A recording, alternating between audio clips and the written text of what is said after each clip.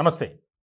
ఆంధ్రప్రదేశ్ రాజకీయాల్లో మైలవరం నియోజకవర్గం చాలా కీలకమైంది. 175 నియోజకవర్గాల్లో ఒక ప్రాముఖ్యమైనటువంటివి కొన్ని ఉన్నాయి. వాటిలో మైలవరం ఒకటి.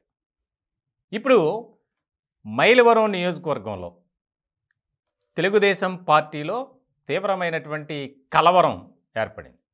దానికి ప్రధానమైనటువంటి కారణం ఏంటంటే, తాజాగా ఒక జాబితా విడుదల చేశారు ఆ పార్టీ అధినేత నారా చంద్రబాబు నాయుడు. మైలవరం నియోజకవర్గానికి సంబంధించి వసంత కృష్ణ ప్రసాద్ ఆయన అభ్యర్థిత్వాన్ని ఖరారు చేశారు.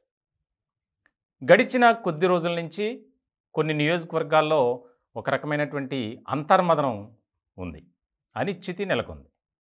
ఇటువంటి సందర్భంలో మైలవరం నియోజకవర్గంలో అభ్యర్థి ఎవరు అనే దాని మీద తీవ్రమైనటువంటి కసరత్తే చేశారు అధినేత. ఇలాంటి సందర్భంలో తెర మీదకి ముగ్గురు పేర్లు బాగా వినిపించాయి. ముఖ్యంగా దేవినేని ఉమా, బొమ్మసాని సుబ్బారావు, అలాగే వైఎస్ఆర్సీపీ నుంచి తాజాగా పార్టీ మారినటువంటి సిట్టింగ్ ఎమ్మెల్యేగా ఉన్నారు వసంత కృష్ణ ప్రసాద్. ఇలాంటి సందర్భంలో తెలుగుదేశం పార్టీ అధినేత నారా చంద్రబాబు నాయుడు వసంత కృష్ణ ప్రసాద్కు అవకాశం కల్పిస్తూ ప్రకటన చేశారు. చాలా కీలకమైనటువంటి పరిణామంగా మారింది.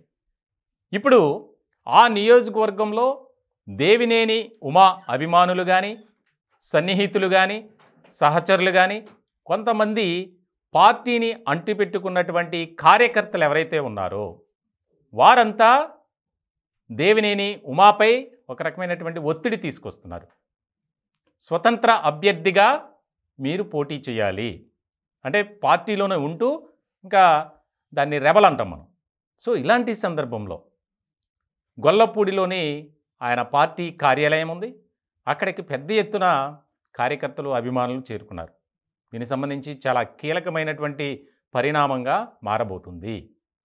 వాస్తవానికి పార్టీ మారి వచ్చినటువంటి వసంత కృష్ణ ప్రసాద్కి మైలవరం టికెట్ ఇస్తే పెనమలూరు నియోజకవర్గానికి దేవినేని ఉమాను పంపిస్తారు అనే టాక్ కూడా బాగా వినిపించింది. ఇలాంటి సందర్భంలో పెనమలూరులో నెలకొన్నటువంటి రాజకీయ పరిణామాలు, అక్కడ ఏ రకమైనటువంటి పరిస్థితులు ఉన్నాయో మనం చూసాం.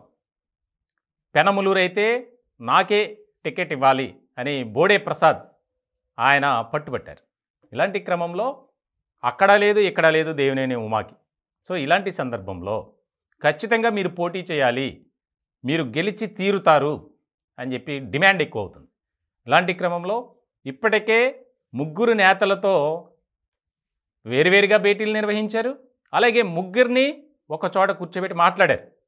ఎక్కడా కూడా ముగ్గురులో ఎవరికి టికెట్ ఇచ్చినా ఎవరూ బాధపడకూడదు, అందరూ ఆ అభ్యర్థి విజయానికి పాటుపడాలి, కృషి చేయాలి.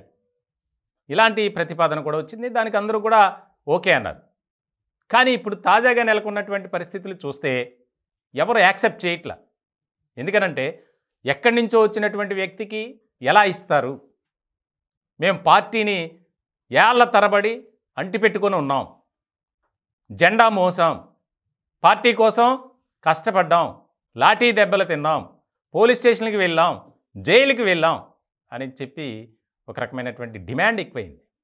దానికి సంబంధించి త్వరలోనే దేవినేని ఉమా ఒక పర్యటన చేయబోతున్నారని, దానికి సంబంధించి చాలా కీలకమైనటువంటి మార్పులు జరిగే అవకాశం ఉంది.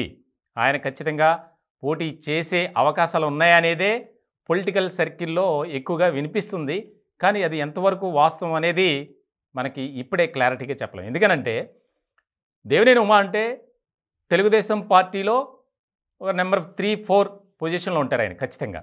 ఎందుకనంటే ఆయన సీనియర్గా, ఒక మంత్రిగా పార్టీకి అండదండలు, పార్టీలో సహాయ సహకారాలు, పార్టీ క్యాడర్ని కలుపుకొని ముందుకు వెళ్ళటంలో సక్సీడ్ అయినటువంటి వ్యక్తి దేవినేని ఉమా. ఇలాంటి సందర్భంలో చాలా కీలకమైనటువంటి మరి నిర్ణయం తీసుకోబోతున్నారని, మరి ఒక ఇదిలా ఉంటే ఇంకొక మాట కూడా వినిపిస్తుంది. ఆల్రెడీ ఇప్పటికే దేవినేని ఉమాతో ముందుగానే నారా చంద్రబాబు నాయుడు మాట్లాడారు.